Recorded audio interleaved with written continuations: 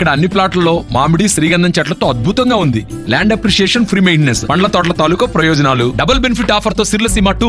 అధికార ప్రతిపక్షాల మధ్య మాటల యుద్ధం కొనసాగుతుంది. ఓవైపు కరువు, మరోవైపు కరెంట్ పై కూడా నేతల మధ్య యుద్ధం అయితే కొనసాగుతుంది. మనతో మాట్లాడడానికి జనగామ ఎమ్మెల్యే పల్లా రాజేశ్వరరెడ్డి ఉన్నారు. చెప్పండి, సీఎం రేవంత్ రెడ్డి నిన్న మాట్లాడుతూ కూడా ఇవాళ పొలంబాట పడుతున్నారు. కేసీఆర్ ఇది పొలంబాట కాదు, పార్లమెంట్ ఎన్నికల్లో గెలిపించుకోవడం కోసం రాజకీయం చేస్తున్నారని కూడా మాట్లాడుతున్నటువంటి. ఎలా చూస్తారు? ఏమి రాజకీయం? నాగార్జున సాగర్లో నీళ్లు లేవన్నారు. నాగార్జున సాగర్లో ఎండి లెవెల్ పైన 7 టీఎంసీ ఉన్నాయి, కింద 7 టీఎంసీ ఉన్నాయి. వాటిని తీసుకునే శక్తి ఉన్నది, తీసుకో. మీకు చేత కావట్లేదు, అర్థం కావట్లేదు, అవగాహన లేదు, సమీక్ష చేయట్లేదు, కాబట్టి చేయండి అని చెప్పినాం. దాని ప్రకారం ఇవాళ కేసీఆర్ గారు వచ్చి సూర్యాపేటలో మాట్లాడి పెట్టి పోయిన తర్వాత నువ్వు ఎందుకు నీళ్లు ఇచ్చినావు? నీళ్లు లేవన్నావు కదా, ఎట్లా ఇచ్చినావు? ఇవాళ మేము కాళేశ్వరంలో నీళ్లు ఉన్నాయి, తీయొచ్చు అని చెప్పినాం. సుందిల్లోకి వెళ్ళి ఎల్లంపల్లిలో పోసి ఎల్లంపల్లి నుంచి వెళ్ళి మిడ్మానేరు తీసుకురావచ్చు కదా. గాయత్రి పంపు ఇవాళ ఎట్లా నడిచింది? మేము మాట్లాడుతూనే కదా. ఇవాళ మల్లన సాగర్లో పంపులు ఎట్లా అనేనాయి? మేము మాట్లాడుతూనే కదా. సాగర్లో కాలువలకు నీళ్ళు ఎట్లా వచ్చినాయి? కేసీఆర్ మాట్లాడుతూనే కదా. నీవు ముందు సమీక్ష చేసుకో, అవగాహన చేసుకో.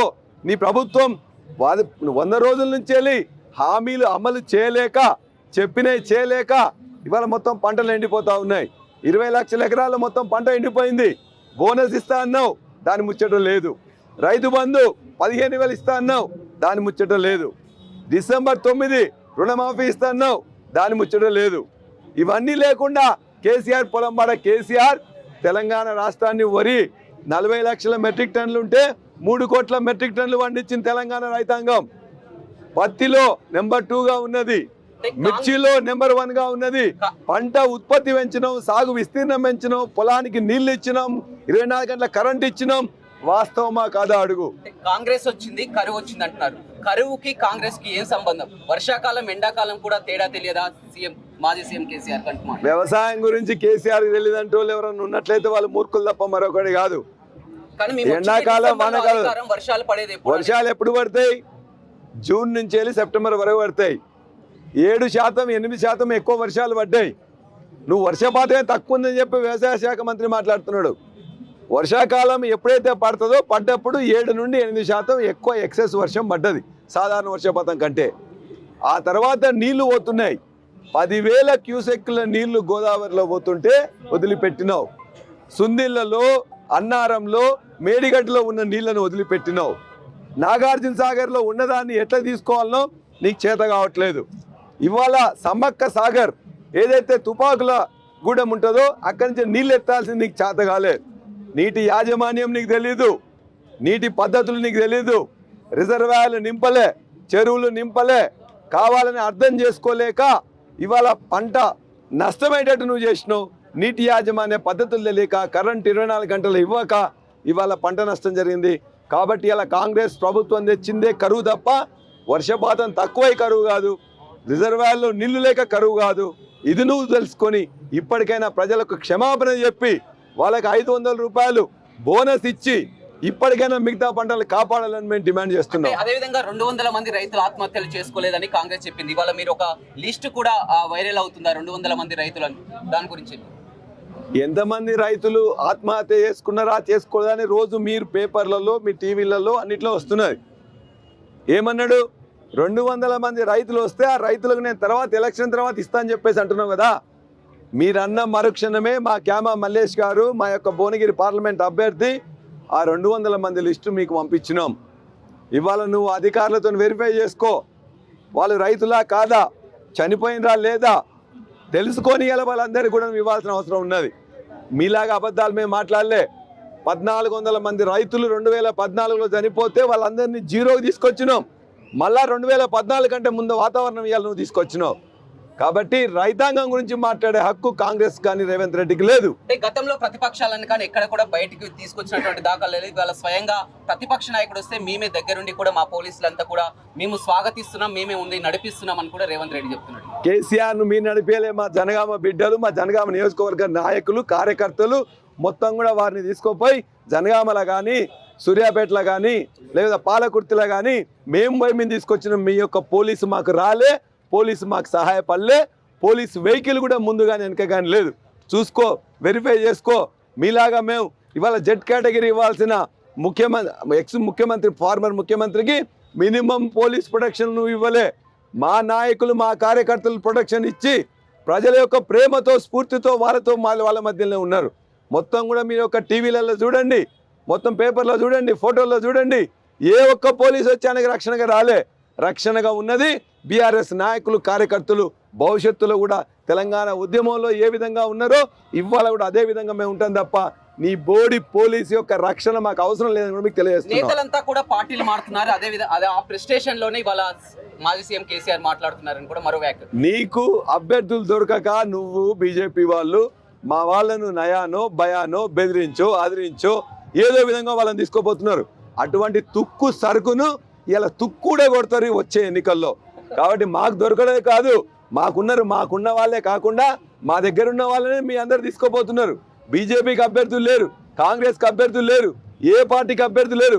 ఉన్నదంతా నిండుకుండా ఇక్కడే ఉన్నది. కాబట్టి ఇక్కడి నుంచి నువ్వు తీసుకోబోతున్నావు. వాళ్ళకు సరైన రీతిలో బుద్ధి చెప్తారు తెలంగాణ ప్రజలు ఈ ఎన్నికల్లో. ఎందుకని స్వయంగా కడియం కావ్యకు టికెట్ ఇచ్చినా కానీ పోటీ చేయనని కూడా బయటకు వెళ్ళింది. కారణం ఏమంటారు? కడియం కావ్యకు టికెట్ ఇవ్వడం అనేది ఒక కుట్ర.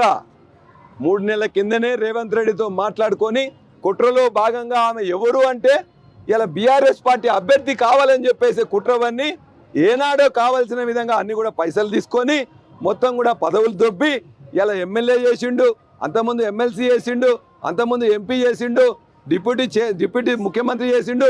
సిగ్గు ఎగ్గు లేకుండా ఇంకా దానికి ఏదో నష్టం జరిగిందని మాట్లాడుతున్నారు. వరంగల్ పార్లమెంటు సమావేశం జరిగితే చీ కొట్టని వాళ్ళు లేరు, ఆయన తప్పు మాట్లాడడం లేరు.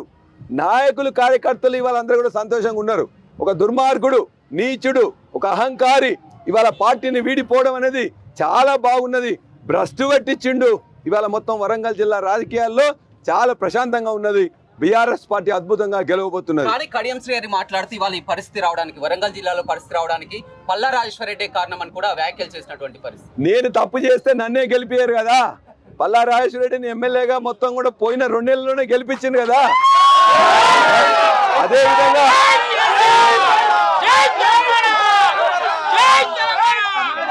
విధంగా నీకు నిజాయితీ ఉంటే నన్ను స్టేషన్ గన్పూర్ బిడ్డను నేను, నువ్వు అరువచ్చినోని అయినా నీ గెలుపు కోసం నన్ను ఎందుకు వచ్చి బతిలాడినావు? ఎందుకు కేసీఆర్ గారిని నన్ను పంపించమని అడిగినావు? ఎందుకు నా ఇంట్లో మొత్తం నియోజకవర్గ నాయకులతో ఎందుకు మీటింగ్ పెట్టించినావు? అదేవిధంగా కేసీఆర్ మీటింగ్ పెడితే కూడా తప్పనిసరిగా రావాలని ఎందుకు కోరినావు? నీ సన్నాహక సమావేశంలో నా వెంట ఉండాలని ఎందుకు కోరినావు? కడియం కావ్య టికెట్ కుట్రపూరితంగా ప్రకటించుకున్న తర్వాత స్టేషన్ గన్పూర్ ఇన్ఛార్జిగా నువ్వే ఉండాలని ఎందుకు బతిమిలాడినావు, బామాడినావు?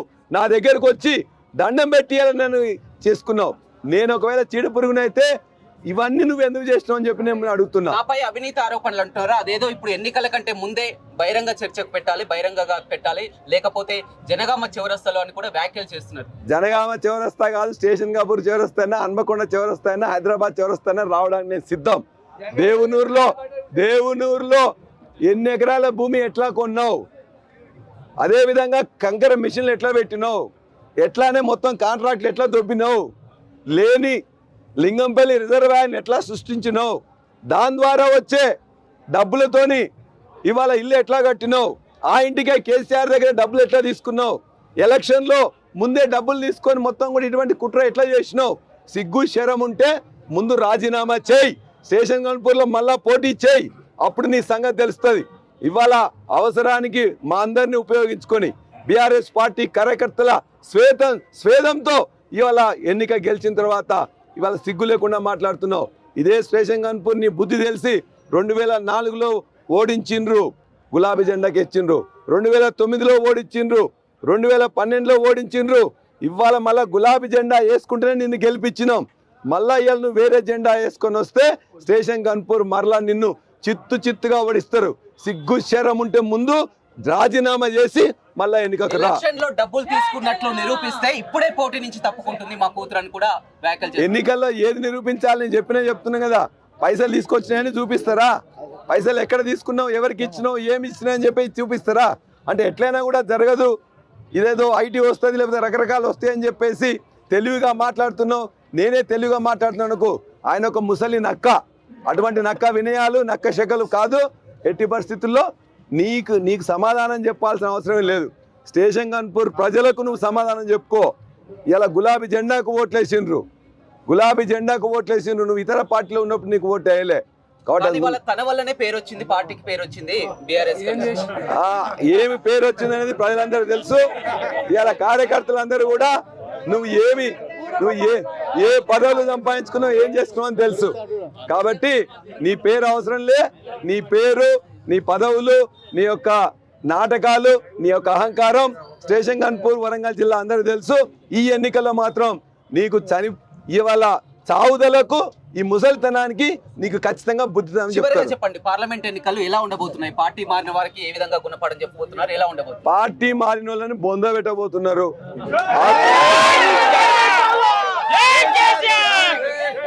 చెప్పింది చూసింది కదా. మరిన్ని వీడియోస్ కోసం ఛానల్ ని సబ్స్క్రైబ్ చేయండి. లేటెస్ట్ అప్డేట్స్ కోసం వాట్సాప్ ఛానల్ ని ఫాలో చేయండి. అండ్ లింక్ డిస్క్రిప్షన్ లో ఉంది.